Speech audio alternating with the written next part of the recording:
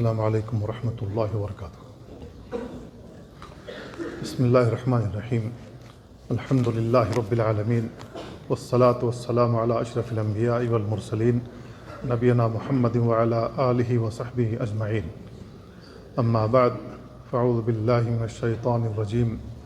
کنتم خیر امۃ اخرجت للناس تأمرون بالمعروف وتنہون عن المنکر وتؤمنون باللہ ولو آمن اہل الکتاب لکان خیر لہم منہم المؤمنون واکثرہم الفاسقون۔ برادران اسلام اور عزیز بھائیوں، پچھلے ہفتے امت محمدیہ کے فضائل اور ان کی خصوصیات کے تعلق سے کچھ باتیں بیان کی گئی تھیں، اور اس میں جو بات بیان کی گئی تھی وہ یہ کہ امت محمدیہ کو اللہ رب العالمین نے خیر امت سے ملقب کیا ہے۔ امت محمدیہ بہترین امت قرار دی گئی ہے۔ کیوں بہترین امت قرار دی گئی؟ اس لیے کہ یہ بھلائیوں کا حکم دیتے ہیں، امت بھلائیوں کا حکم دیتی ہے، برائیوں سے روکتی ہے، اور اللہ عز و جل پر اور اس کے رسول پر اس طریقے سے ایمان لاتی ہے جس طریقے سے ایمان لانا مطلوب ہے۔ ان کے ایمان میں کوئی کمی نہیں ہوتی۔ اگر ہم یہ کام نہ کریں تو اللہ رب العالمین نے دوسری آیت میں بیان فرمایا ہے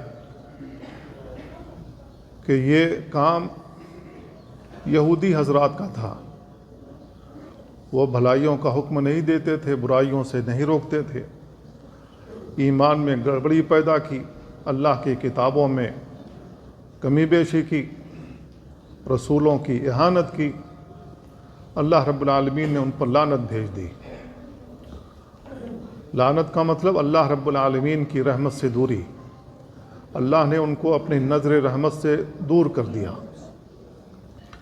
یہی کام اگر ہم بھی کریں گے تو اللہ رب العالمین کی لعنت ہمارے اوپر بھی پڑے گی۔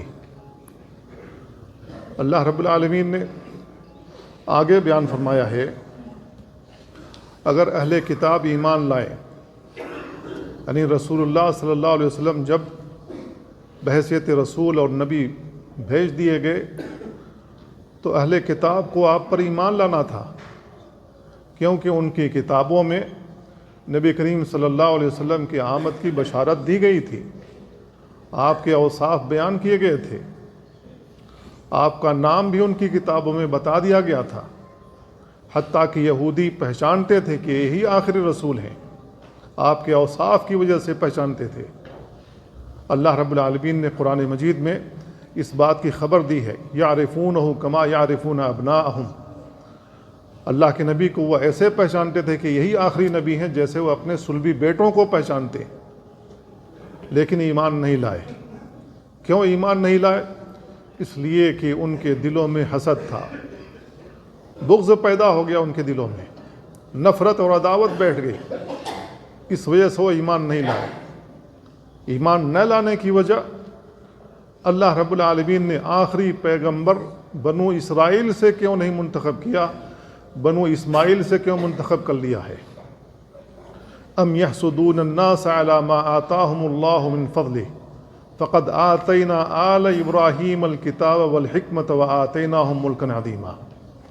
اللہ رب العالمین نے بیان فرمایا ان کے دلوں میں حسد پیدا ہو گیا، اللہ کے نبی صلی اللہ علیہ وسلم سے حسد کی وجہ سے آپ پر ایمان نہیں لائے، جبکہ کئی یہودی ایمان لائے تھے، جیسے عبداللہ بن سلام رضی اللہ تعالیٰ عنہ، وہ یہودی عالم تھے، آپ کے اوپر ایمان لائے، لیکن اپنے ایمان کو چھپا کے رکھا اور آپ کو مشورہ دیا کہ یہودیوں کو بلا کر کے لائیں، میرے بارے میں پوچھیں، میرے والد کے بارے میں پوچھیں۔ اللہ کے نبی صلی اللہ علیہ وسلم کے پاس بہت سارے یہودی آئے، آپ نے پوچھا تم میں عبداللہ ابن سلام کیسے آدمی ہیں؟ کہا کہ وہ بہتر آدمی ہے، ان کا باپ بھی بڑا بہتر آدمی تھا۔ اللہ کے نبی صلی اللہ علیہ وسلم جب اندر سے باہر آیا، انہوں نے کہا کہ میں گواہی دیتا ہوں کہ اللہ رب العالمین تنہا ہے، اس کا کوئی شریک نہیں، اور محمد صلی اللہ علیہ وسلم کو بحیثیت نبی اور رسول تسلیم کرتا ہوں۔ تو انہوں نے فوری طور پر کہا کہ یہ ہم میں کا سب سے برا آدمی ہے، اس کا باپ بھی برا تھا۔ یہ ان کا طریقہ کار تھا۔ تو اللہ رب العالمین نے جن کے لیے ہدایت مقدر کی ہے وہ ہدایت یافتہ ہوتے ہیں اور ایمان قبول کرتے ہیں، اور ایمان قبول کرنے کا معنی یہ ہے کہ ہم وہ تمام شروط کو پورا کریں گے جو اللہ رب العالمین نے ایمانیات کے تعلق سے بیان فرمایا ہے، چاہے اللہ پر ایمان لانا ہو، چاہے رسول پر ایمان لانا، وہ تمام تقاضے پورا کریں گے، ان میں سے کسی ایک کے اندر کمی نہیں کریں گے، اسی طریقے کا ایمان رکھیں گے جس طریقے کا ایمان صحابہ رکھتے تھے، اسی انداز سے ایمان رکھیں گے، اس میں کمی اور کوتاہی نہیں کریں گے۔ تو ہمیں اس انداز سے ایمان لانا ہے۔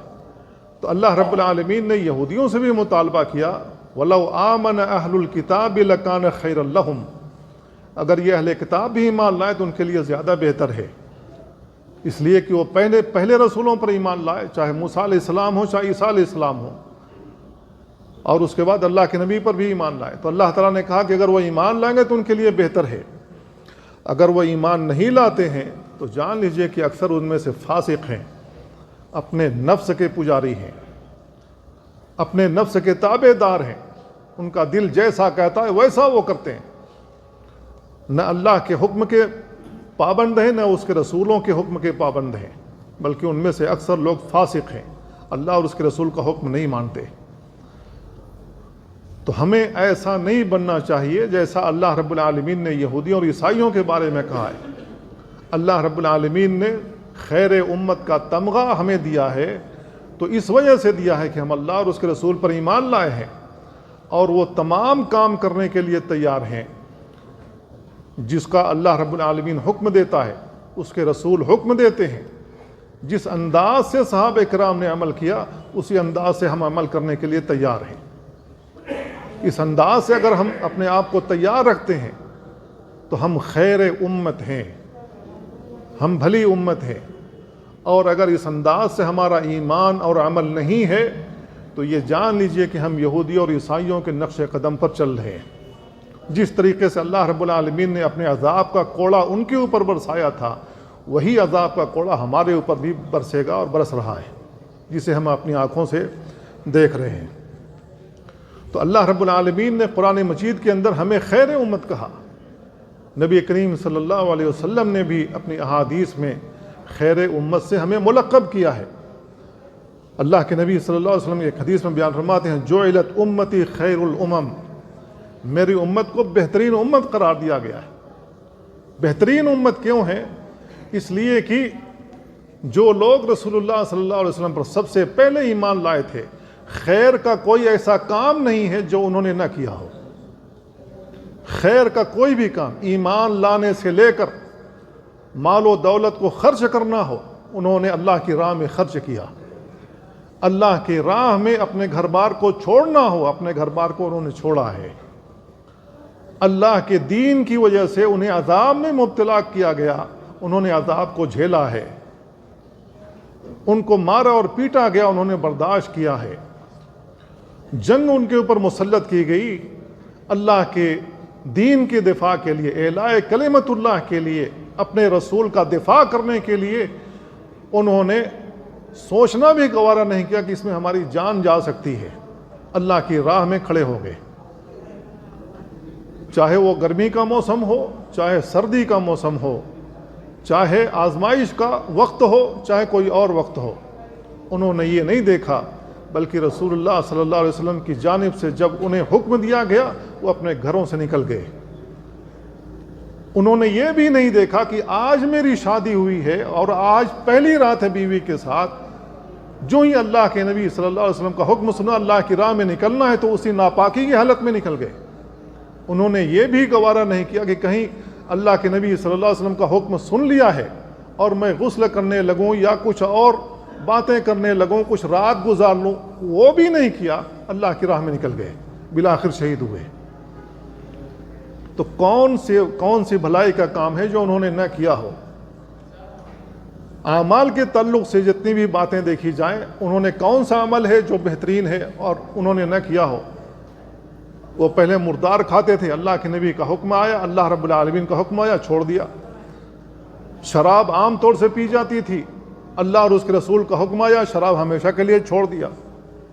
لڑکیوں کو زندہ درگور بھی کر دیا کرتے تھے ان کے بعض قبائل، اللہ کے نبی کا حکم آیا، چھوڑ دیا انہوں نے۔ 100 سال سے قبائل کے درمیان دشمنیاں چل رہی تھیں، اللہ کے نبی صلی اللہ علیہ وسلم کے اصلاح ہوئے دین کی وجہ سے وہ ایسے بھائی بنے کہ ایک دوسرے کے اوپر اپنی جان نچھاور کرنے کے لیے تیار ہو گئے۔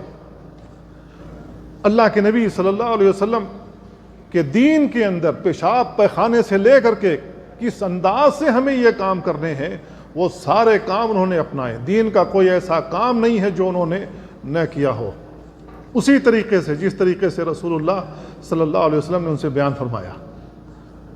تو کیا وہ تمام طریقے جو اللہ کے نبی صلی اللہ علیہ وسلم نے بتلائے ہیں، کیا ہم نے وہ سیکھے؟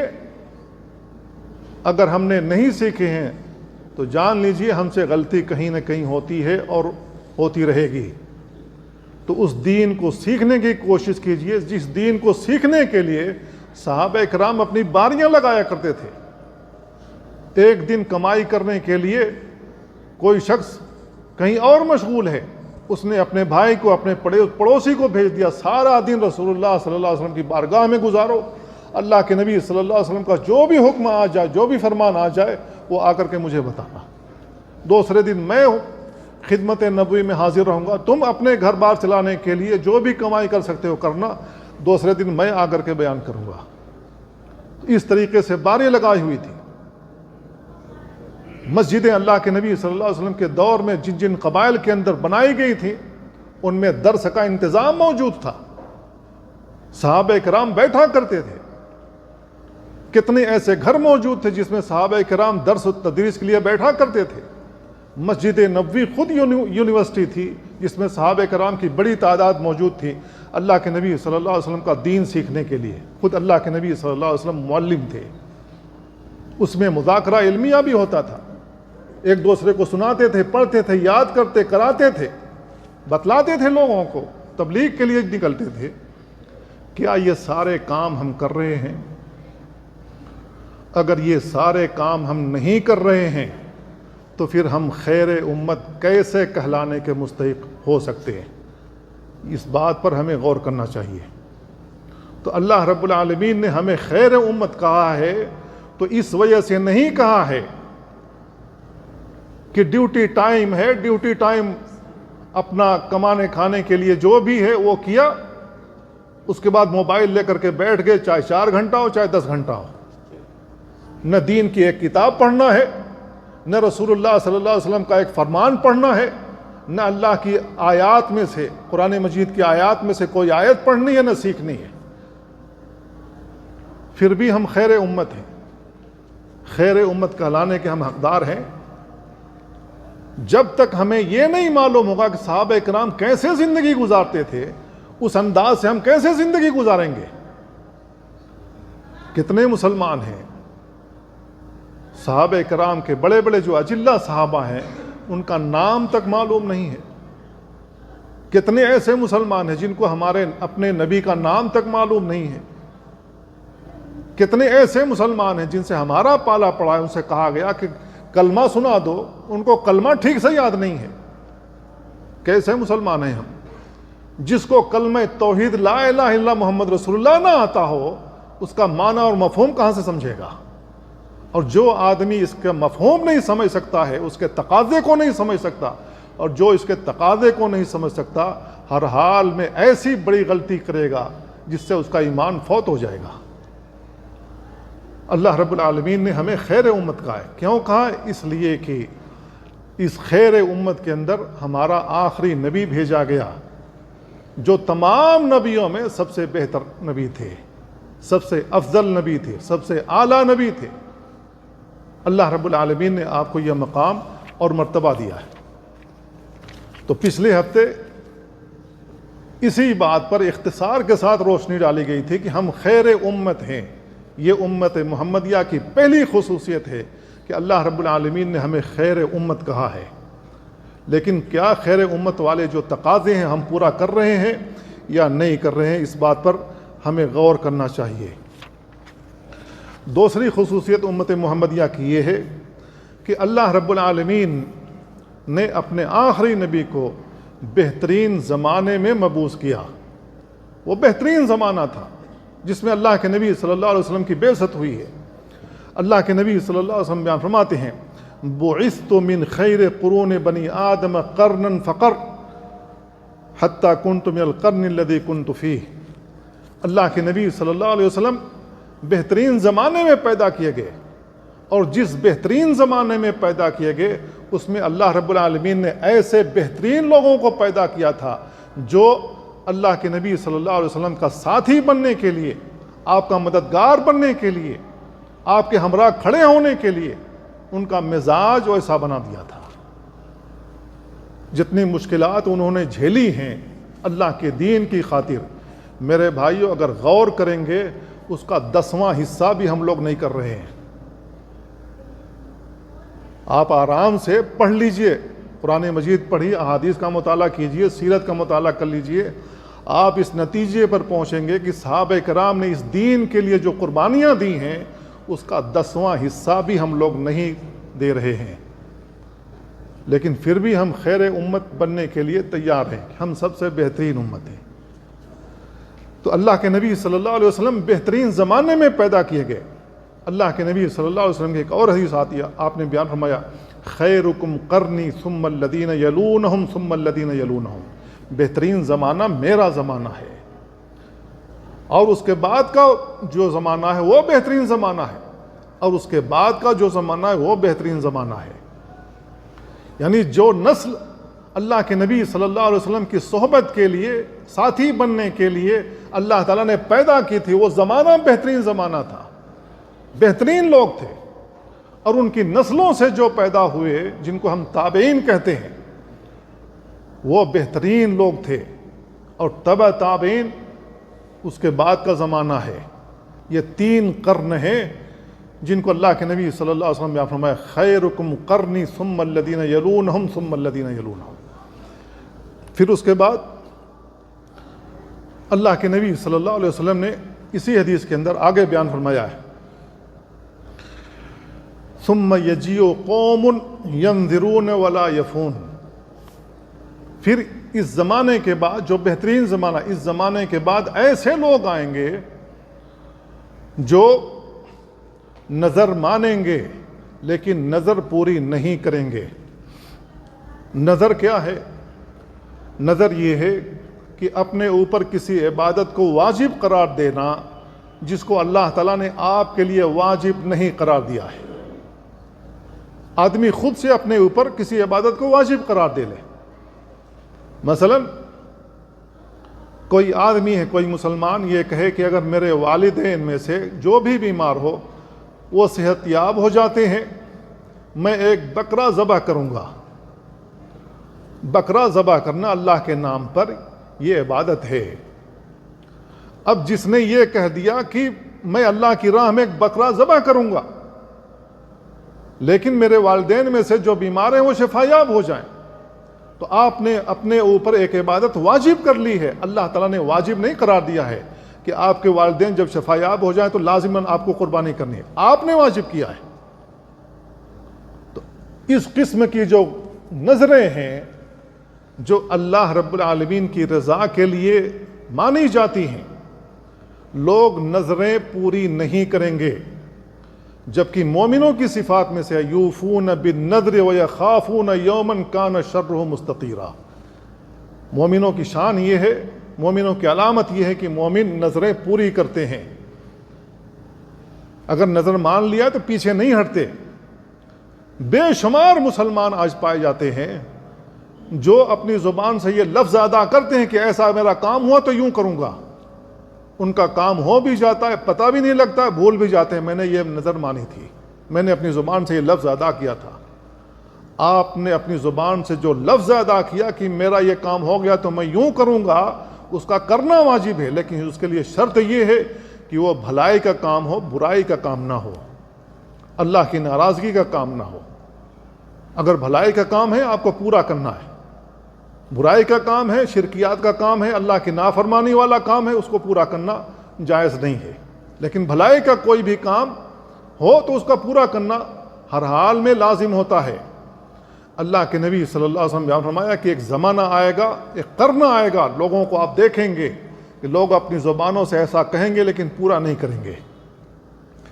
وَيَخُونُونَ وَلَا يُؤْتَمَنُونَ، دوسری صفت بیان کی گئی اس حدیث کے اندر کہ یہ لوگ خیانت کریں گے، یہ لوگ خیانت کریں گے، کھلی خیانت کریں گے۔ اسی وجہ سے ان کے پاس امانتیں نہیں رکھی جائیں گی، ان سے امانت طلبی نہیں ہوگی، کوئی شخص ان کے پاس امانت نہیں رکھے گا۔ کیوں؟ اس لیے کہ لوگ سمجھیں گے کہ خائن لوگ ہیں۔ میرے بھائیو، یہ جو خیانت کا لفظ ہے یہ عام اللہ کے نبی صلی اللہ علیہ وسلم نے استعمال کیا ہے، یہ زندگی کے ہر شعبے میں لاگو ہوتا ہے۔ صرف یہ نہیں ہے کہ کسی نے کسی کے پاس اپنا مال رکھ دیا ہو، اپنے گھر کے پیپر رکھ دیے ہوں، اپنی چیزیں رکھ دی ہوں تو اس میں وہ خیانت کر جائے، صرف یہی خیانت نہیں ہے۔ خیانت کا جو معنی اور مفہوم ہے بہت وسیع ہے۔ یہ بھی خیانت ہے کہ کوئی شخص کسی کا مال جہاں پر رکھا ہوا ہو اس میں سے خیانت کر جائے، لے اور واپس نہ کرے، کسی کی زمین رکھی ہوئی واپس نہ کرے۔ اس مفہوم کے اندر یہ بھی شامل ہے 8 گھنٹے کی ڈیوٹی کے لیے اگر ہم نے سائن کیا ہوا ہے تو 8 گھنٹے کی ڈیوٹی آپ کے پاس امانت ہے۔ اگر آدھی گھنٹہ 1 گھنٹہ پہلے وہ ڈیوٹی چھوڑ کر نکل جاتے ہیں، آپ نے اس امانت میں خیانت کی ہے۔ علم امانت ہے۔ اللہ رب العالمین نے اگر آپ کو عالم بنایا ہے، دین کی سمجھ عطا کی ہے، چاہے قرآن کا علم ہو، چاہے حدیث کا علم ہو، چاہے فقہ کا علم ہو، چاہے تفسیر کا علم ہو، چاہے سیرت کا علم ہو، جو بھی اللہ رب العالمین نے آپ کو علم عطا کیا ہے، اس علم کی ادائیگی نہیں کرتے ہیں، لوگوں کو نہیں بتاتے ہیں، اس علم کے خائن شمار ہوں گے۔ کیوں؟ اس لیے کہ اللہ رب العالمین نے آپ کو یہ دین سکھایا ہے، آپ کو یہ امانت دی ہے اور آپ اس امانت کے حق کو نہیں ادا کر رہے۔ یہ بھی امانت ہے۔ ملکی پیمانے پر آ جائیں، کسی بھی ملک کا سربراہ جو بڑا ہوتا ہے، ملک کو چلانا اس کے پاس امانت ہے۔ اگر وہ صحیح انداز سے بندوں کی بھلائی کے لیے، مسلمانوں کی بھلائی کے لیے، انسانوں کی بھلائی کے لیے اگر وہ صحیح انداز سے کام نہیں کرتا بلکہ رشوت لیتا ہے، پیچھے سے پیسے لے کر کے کوئی کام کرتا ہے اور دیگر جو ضروریات کی چیزیں ہیں اس میں سے وہ گھپلے کرتا ہے، تو وہ بہت بڑا خائن، اللہ رب العالمین کے ہاں حساب دینا ہوگا۔ اگر آپ کوئی شرکہ چلا رہے ہیں، آپ اس کے ہیڈ ہیں، وہ آپ کے پاس امانت ہے۔ کوئی مدرسہ چلا رہے ہیں، آپ کے پاس وہ امانت ہے۔ کوئی مسجد کا ٹرسٹ آپ کے پاس ہے، آپ مسجد چلا رہے ہیں، مسجد آپ کے پاس امانت ہے۔ یہ جو امانت کا مفہوم ہے بہت وسیع ہے۔ میرے بھائیوں، اللہ کے نبی صلی اللہ علیہ وسلم بیان فرمایا وَيَخُونُونَ وَلَا يُؤْتَمَنُونَ، لوگ خیانت کریں گے اور ان کی خیانتوں کی وجہ سے انہیں امانت دار پھر نہیں سمجھا جائے گا، ان کے پاس امانتیں رکھنا لوگ چھوڑ دیں گے۔ اللہ کے نبی صلی اللہ علیہ وسلم امانت دار تھے یا نہیں تھے؟ زمانے جاہلیت میں بھی آپ کے پاس امانتیں رکھی جاتی تھیں۔ اللہ کے نبی صلی اللہ علیہ وسلم نے اسلام کا اعلان کیا، اس کے باوجود بھی آپ کے پاس امانت رکھی جاتی تھی۔ کیوں؟ اس لیے کہ لوگ جانتے تھے کہ آپ امین ہیں، خائن نہیں ہیں۔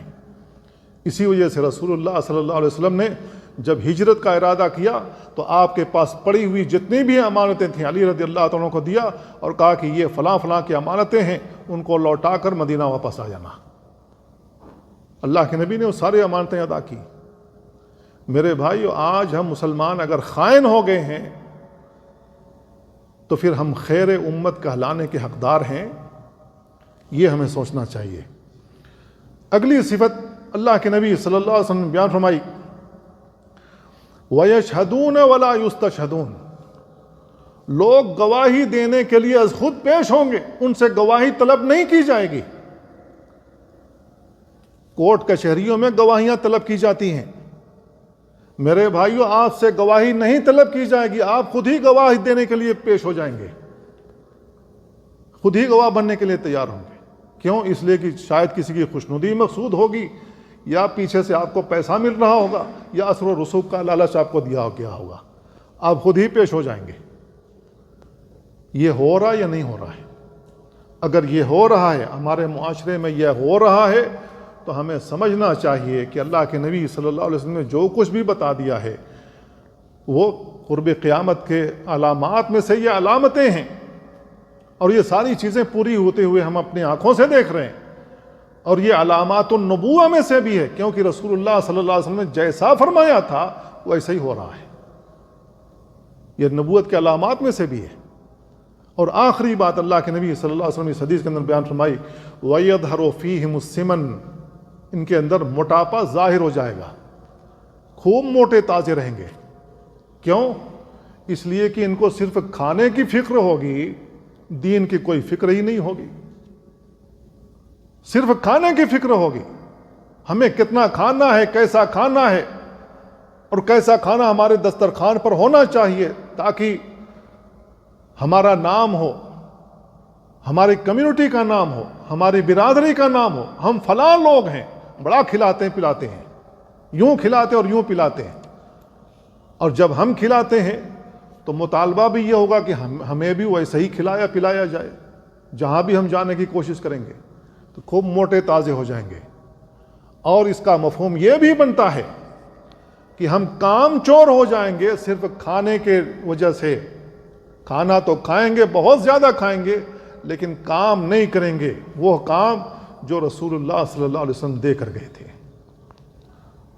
کیا ہم وہ کام کر رہے ہیں؟ اس پر ہمیں غور کرنا چاہیے۔ جو آدمی لوگوں کی بھلائی کے لیے تگودو کرتا ہو، اللہ کی راہ میں نکلتا ہو، لوگوں کو فکر ہو کہ مجھے اللہ کے دین کو پہنچانا ہے، کوئی شخص اللہ کے دین کو جاننے سے محروم نہ رہ جائے، میری موجودگی میں کوئی اللہ رب العالمین کے اس دین کا علم حاصل کرنے سے محروم نہ رہ جائے جس کی وجہ سے وہ جہنم میں چلا جائے۔ اللہ کے نبی صلی اللہ علیہ وسلم کی جو حدیثیں عام طور سے آتی ہیں اس میں کیا آتا ہے؟ اللہ کے نبی صلی اللہ علیہ وسلم بیان فرماتے ہیں کہ میں تمہیں کمر سے پکڑ پکڑ کر کے جہنم سے بچا رہا ہوں، اور تم ہو کہ جہنم کے اندر گرے جا رہے ہو۔ یہی صورتحال کچھ ہماری بھی ہے۔ تو میرے بھائیو، کتنی ہم کوشش کر رہے ہیں، آگ تو لگی ہوئی ہے، پورے معاشرے میں دنیا کے اندر آگ لگی ہوئی ہے، لیکن آگ سے ہم کس کو بچانے کی کوشش کر رہے ہیں؟ اور مسلمان اگر اپنی آنکھوں کے سامنے سے کوئی بھی برائی دیکھ رہا ہے، وہ گویا آگ لگی ہوئی ہے وہاں پر، اس کو بجھانا ضروری ہے۔ ہم کیا یہ آگ بجھا رہے ہیں؟ نہیں بجھا رہے ہیں۔ کیا ہم ایسی کوشش کر رہے ہیں؟ نہیں کر رہے ہیں۔ کیا ہم اللہ رب العالمین کے اس خالص دین کو سیکھنے کی کوشش کر رہے ہیں جو اللہ رب العالمین نے ہمارے اور آپ کو آپ کے ہاتھ میں عطا کیا؟ ایک ہاتھ میں قرآن، دوسرے ہاتھ میں نبی کا فرمان۔ کیا ہم سیکھنے کی کوشش کر رہے ہیں؟ نہیں کوشش کر رہے ہیں۔ میرے بھائیو، یہی نتیجہ ہے کہ لوگ گروہوں میں بٹ گئے، وہ اس کو کافر کہہ رہا ہے، وہ اس کو کافر کہہ رہا ہے، وہ اس کو گمراہ کر رہا ہے، اور ہر آدمی مفتی بنا ہوا ہے، چاہے اس کے پاس علم ہو یا نہ ہو، ہر آدمی مفتی بنا ہوا ہے۔ مفتی بننے کا مطلب یہ ہے، کوئی بھی عام مسلمان اگر کوئی حکم دیتا ہے کہ یہ کام حرام ہے، یہ کام حلال ہے، یہ کام جائز ہے، یہ کام ناجائز ہے، یہ اللہ اور اس کے رسول کی جانب سے مہر لگانا ہے۔ یہ کوئی معمولی کام نہیں ہے، یہ اس شخص کا کام ہے جس کو اللہ رب العالمین نے یہ قوت دی ہے، یہ پاور دیا ہے، یہ علم دیا ہے، یہ فہم دیا ہے، یہ فقہ دیا ہے، یہ سمجھ عطا فرمائی ہے۔ وہی شخص یہ مہر لگا سکتا ہے، یہ کام حلال ہے، جائز ہے، ناجائز ہے، مکروہ ہے، مباح ہے، کیا ہے، یہ ٹھپا وہی لگا سکتا ہے۔ اب ہر آدمی ٹھپا لگانا شروع کر دے تو یہ کتنا خطرناک کام ہے۔ سمجھنا چاہیے کہ آپ اللہ اور اس کے رسول کی جانب سے ٹھپا لگا رہے ہیں، اور کتنا خطرناک کام ہے اگر آپ حکومتی پیپر پر ڈپلیکیٹ مہر بنا کر کے کوئی فرمان جاری کر دیں اور ٹھپا لگا دیں. حکومت کو پتہ ہی نہیں ہے. کیا خیال ہے آپ کا؟ حکومت آپ کو چھوڑے گی؟ نہیں چھوڑے گی. جب حکومت نہیں چھوڑے گی اللہ رب العالمین کیسے آپ کو چھوڑ دے گا؟ اس کے رسول کے ہاں آپ کو معافی کیسے مل جائے گی؟ بلا علم اللہ کے دین کے تعلق سے گفتگو کرنا ایسے ہی ہے جیسے ہم کسی حکومت کی طرف سے سائن کر رہے ہیں یا ٹھپا لگا رہے ہیں. اور اللہ اور اس کے رسول کی جانب سے کوئی شخص یہ ٹھپا لگا رہا ہو، سائن کر رہا ہو، کتنا خطرناک کام ہے. ہر آدمی مفتی بنا ہوا ہے، خود سے مسئلے کے اندر اجتہاد کر لے رہا ہے اور غلطیاں بالکل ظاہر ہوتی ہیں کہ یہ واضح غلطی ہے، چاہے نماز کے تعلق سے ہو چاہے کوئی اور تعلق سے ہو. تو میرے بھائیو، یہ بھی ایک خصوصیت ہے امت محمدیہ کی کہ اللہ رب العالمین نے ہم کو ایسا زمانہ عطا کیا ہے جو فضیلت والا ہے، لیکن ہم اپنی کرتوتوں کی وجہ سے اس کو خراب کر رہے ہیں. لیکن اللہ رب العالمین نے ہم کو بہترین زمانہ دیا تھا، بہترین کتاب عطا فرمائی تھی، بہترین رسول عطا فرمایا، بہترین صحابہ عطا فرمایا، بہترین تعلیم دینے کا طریقہ ہمیں اور آپ کو ملا، لیکن وہ ہم طریقہ نہیں اپنا رہے ہیں. اللہ کے دین کی نشر و اشاعت کے لیے ہم تیار نہیں. اللہ کی کتاب کو پڑھنے پڑھانے کے لیے، سمجھنے سمجھانے کے لیے، رسول اللہ صلی اللہ علیہ وسلم کی سنت کو جاننے کے لیے ہم تیار نہیں ہیں. تو میرے بھائیو، ہماری غلطی ہے کہ اللہ رب العالمین نے ہم کو یہ بہترین چیز، بہترین زمانہ عطا کیا تھا، لیکن ہم اس کو گنوا رہے ہیں. ٹھیک اسی طریقے سے جس طریقے سے یہودیوں نے برباد کیا تھا، ٹھیک اسی طریقے سے جس طریقے سے عیسائیوں نے اپنے زمانے کو برباد کیا تھا. تو اگر یہی طریقہ کار ہم پر رہا تو میرے بھائیو، لعن الذین کفروا من بنی اسرائیل، جو اللہ تعالیٰ نے کہا ہے وہی لعنت ہمارے اوپر بھی پڑے گی. تو میرے بھائیو، ہمیں اپنے آپ کو لعنت سے بچانا چاہیے.